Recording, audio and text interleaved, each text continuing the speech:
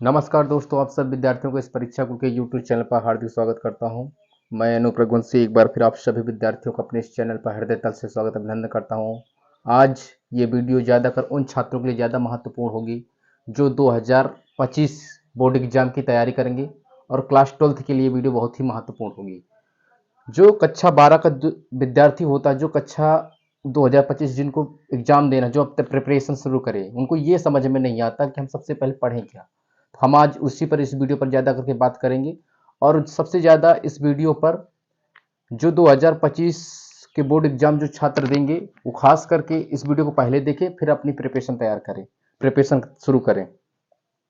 ये वीडियो कक्षा 12 के विद्यार्थियों के लिए बहुत ही महत्वपूर्ण होगी, क्योंकि जो अब कक्षा 12 की संपूर्ण सिलेबस की बात करते हैं, कक्षा 12 की जो संपूर्ण सिलेबस भौतिक विज्ञान का होता है, खास करके विज्ञान की जो फिजिक्स और केमिस्ट्री रहती है, कहाँ से शुरू करें, कैसे करें, क्योंकि कक्षा 11 में वो गांव का देहात का छात्र पढ़ता नहीं है। इस वीडियो के माध्यम से उसे ये पता चल जाएगा सबसे पहले हम कक्षा 12 की भौतिक विज्ञान शुरू करने से पहले, मतलब पढ़ने से पहले, प्रिपरेशन करने से पहले क्या क्या पढ़ लें जिससे उनकी कक्षा 12 की भौतिक विज्ञान कठिन न लगे, सरल लगने लगे। तो आज हम सबसे ज़्यादा उन्हीं पर बात करेंगे, कुछ फैक्ट हैं और उसी पर बात करेंगे। तो सबसे पहले फिजिक्स मतलब भौतिकी, ये क्या है, कहाँ से शुरू करें। सबसे पहले इसकी बात करते हैं, क्या पढ़ना चाहिए कक्षा 12 के विद्यार्थियों के लिए। सबसे पहले तो फिजिक्स से मतलब भौतिकी। तो सबसे पहले कक्षा 12 के विद्यार्थियों को फिजिक्स का मतलब भौतिकी, सबसे पहले उसको मीनिंग याद करनी चाहिए फिजिक्स की क्या होती है। फिजिक्स की मीनिंग, फिजिक्स PHYSICS, ये फिजिक्स मतलब भौतिकी, भौतिकी होता है, ये भौतिक होता है। कोई कोई विद्यार्थी इसी में डाउट खाता है, भाई भौतिकी बोले कि भौतिक, तो भैया आप भौतिक भी बोल सकते हैं, कोई इसमें डाउट नहीं है। भौतिक, फिजिक्स को ही कहते हैं भौतिक विज्ञान, ध्यान दें। इसके बाद कुछ फैक्ट है जो हम जानकारी लेने जानते हुए, कुछ एग्जामिनर आपसे पूछ सकते हैं कि भैया कहाँ से फिजिक्स का जन्म कैसे हुआ, कहाँ उत्पत्ति हुई, सबसे पहले कहाँ बोला गया, इसके जनक कौन है।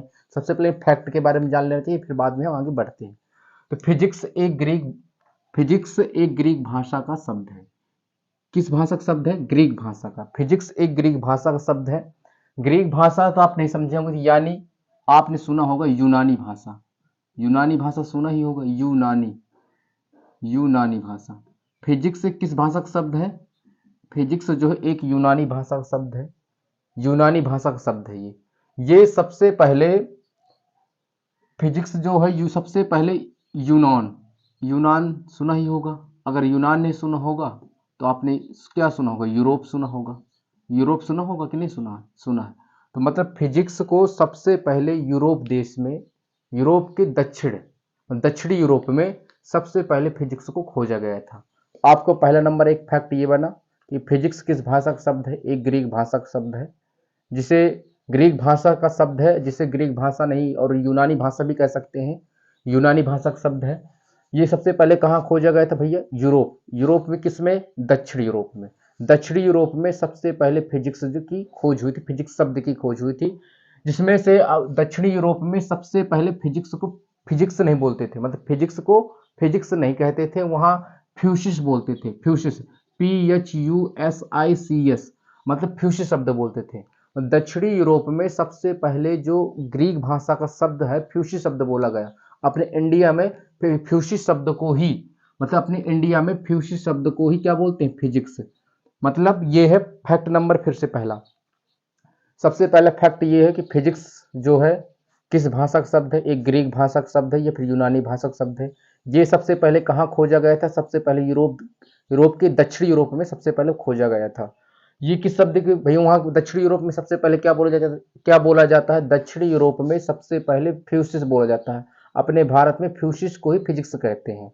इतनी बात आपको, तीन फैक्ट हमने बता दिए। और फ्यूसिस का मतलब होता है, फ्यूसिस का मतलब होता है नेचर, प्रकृति। क्या मतलब होता है? नेचर या प्रकृति। तो इसमें लिखा है प्राचीन, इसमें लिखा है फ्यूसिस का अर्थ होता है नेचर। क्या होता है? नेचर।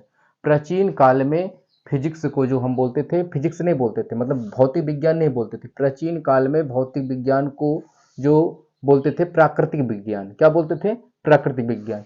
जो ये स्टार मार्क है, इनमें फैक्ट है, ध्यान देना, जिसको हर एक विद्यार्थी को क्लास 12th में जो आने वाला है, जो आने वाले छात्र हैं, उनको ये चीज़ों के बारे में नॉलेज होना चाहिए। भैया हम इस सब्जेक्ट के बारे में पढ़ रहे हैं तो इस सब्जेक्ट के बारे में क्या मालूम होना चाहिए। फ्यूसिस का मतलब क्या होता है? नेचर, अर्थ होता है नेचर। ये सबसे पहले कहाँ खोजा गया था? यूनान देश में, यूनान के यूरोप, दक्षिणी यूरोप में खोजा गया था। किस भाषा का शब्द है ये किस भाषा का शब्द है? ग्रीक भाषा का शब्द है, यूनानी भाषा का शब्द है ये। अब इसकी हम परिभाषा पर बात करें। तुमसे पूछता है एग्जामिनर, कभी कभी जो प्रैक्टिकल के एग्जामिनर आते हैं तो आपसे पूछ लेते हैं कि फिजिक्स किसे कहते हैं, फिजिक्स किसे कहते हैं। तो आपको सबसे पहले आपको ये बताना है कि फिजिक्स किसे कहते हैं। वो आपसे ये क्वेश्चन पूछता है। तो आपको ये याद रखना कि विज्ञान क्या है? ये विज्ञान, विज्ञान की 3 महत्वपूर्ण शाखाएं होती हैं। कितनी महत्वपूर्ण होती हैं? 3, जिनमें से नंबर 1 में आती है भौतिक विज्ञान। क्या आती है? भौतिक विज्ञान, भौतिक विज्ञान। दूसरी क्या है भैया? दूसरी महत्वपूर्ण शाखा है हमारी रसायन विज्ञान। क्या है? रसायन विज्ञान। तीसरी महत्वपूर्ण शाखा है क्या है? जीव विज्ञान। क्या है ये? जीव विज्ञान। तीसरी महत्वपूर्ण शाखा है जीव विज्ञान। तो ये भैया जो भौतिक विज्ञान है ये क्या है? विज्ञान की एक शाखा है। किसकी शाखा है? विज्ञान की शाखा। तो आपसे पूछा जा रहा था प्रश्न कि फिजिक्स किसे कहते हैं, फिजिक्स की परिभाषा बताइए। तो आपसे ये प्रश्न पूछा जाएगा तो हम क्या कहेंगे? परिभाषा क्या कहेंगे? विज्ञान की वह शाखा जिसके अंतर्गत पृथ्वी में प्राप्त ऊर्जा एवं प्राकृतिक घटनाओं में होने वाली आंतरिक क्रियाओं को फिजिक्स कहते हैं। फिर सुनना, विज्ञान किसे मतलब फिजिक्स किसे कहते हैं, मतलब भौतिक विज्ञान किसे कहते हैं? विज्ञान की वह शाखा जिसके अंतर्गत पृथ्वी में प्राप्त पदार्थ और ऊर्जा एवं प्राकृतिक घटनाओं में होने वाली आंतरिक क्रियाओं को क्या कहते हैं? फिजिक्स कहते हैं। ये हो गई फिजिक्स की परिभाषा। अब सबसे बड़ा फिर अगला क्वेश्चन तुमसे पूछा जाएगा कि भैया फिजिक्स के पिता कौन है, फादर ऑफ फिजिक्स कौन है। तो आज तक मैं बता दे रहा हूं पहले भैया, जो आज तक ये निर्धारित नहीं हुआ कि फिजिक्स के पिता कौन है, लेकिन आप सर्च मारते हैं किसी बुक में ये लिखा है कि फादर ऑफ फिजिक्स, मतलब फिजिक्स के जो पिताजी हैं, फिजिक्स के जो जनक मानते हैं, तो उनको सर आइजैक न्यूटन कुछ लोगों का मानना है था, कुछ लोगों गैलीलियो साहब, इस तरह के कई वैज्ञानिकों ने फिजिक्स के पिता को फिजिक्स के जनक माने जाते हैं। लेकिन इसमें आज भी ये निर्धारित नहीं है, निर्धारित नहीं कि भैया फिजिक्स के एक ही पिताजी हैं। अब ये निर्धारित क्यों नहीं है? क्योंकि फिजिक्स में, भौतिक विज्ञान में देखो, भौतिक की किताब है तुम्हारी, मैं पहले बता दूं, समझा दूं, ये बुक है फिजिक्स की। हर जो किताब बनी है ना भौतिक विज्ञान की, ये जो किताब बनी है भौतिक विज्ञान की, ये जो किताब बनी है ये नियम पर आधारित है। ये नियम पर आधारित है, मतलब आपने, न्यूटन साहब ने दिया, गति के नियम दे दिए, गुरुत्वाकर्षण के नियम दे दिए न्यूटन साहब ने। ओम ने दिया, ओम ने ओम ने विद्युत प्रतिरोध का नियम दिया। इसके बाद आए, इसके बाद वैज्ञानिक, आपने फैराडे का नाम सुने हो, विद्युत चुंबकीय प्रेरण का सिद्धांत दिया। उसके बाद उसने गैलीलियो आया, गैलीलियो ने दूरदर्शी के बारे में बताया। ये जो किताब बनी है ये हर एक वैज्ञानिक अपने अपने नियम देते गए और उन्होंने छापते गए। इसलिए आज भी ये निर्धारित नहीं हुआ है कि फिजिक्स के पिता सर आइजैक न्यूटन को ही माना जाता है। लेकिन ये कुछ हद तक सही है, लेकिन कुछ हद तक गलत भी है, मतलब 50-50 में है, मतलब सही भी है गलत भी है। तो आपसे अगर पूछता है कोई, ये पूछता है कि बताइए फिजिक्स के पिता कौन है, सबसे पहले आप आंसर ये देंगे कि भैया फिजिक्स के पिता कौन है? सर आइजैक न्यूटन को माना जाता है। वो कहता है ऐसा क्यों माना जाता है, ऐसा क्या किया था उन्होंने? तो आप उनको विस्तार तो समझा सकते हैं कि भैया जो फिजिक्स मतलब जो भौतिक विज्ञान की जो बुक होती है वो नियम पर आधारित है, मतलब सब वैज्ञानिकों ने मिलकर एक किताब बना दी जिससे निर्धारित नहीं हो पाया कि फिजिक्स के पिता कौन है। आगे भैया कक्षा 12 का जो विद्यार्थी होगा जो 2025 के बोर्ड एग्जाम की तैयारी कर रहा है, उससे सबसे पहले क्या पढ़ना चाहिए? क्योंकि कक्षा 11 में वो मटर गश्ती करता है, पढ़ाई लिखाई से करता नहीं, गांव देहात का लड़का कक्षा 11 में पढ़ाई वढ़ाई नहीं करता है। तो कक्षा 12 के विद्यार्थी है जो उसे फिजिक्स कठिन ना लगे, उसे क्या करना चाहिए? तो सबसे पहले उस विद्यार्थी को 3 चैप्टर सबसे महत्वपूर्ण है, मतलब कक्षा 12 की बुक को स्टार्ट करने से पहले, प्रिपरेशन करने से पहले आपको 3 चैप्टर पढ़ने चाहिए, तभी आपको कक्षा 12 की संपूर्ण भौतिक विज्ञान सरल लगने लगेगी। सबसे पहले उसे कौन कौन से चैप्टर पढ़ना चाहिए?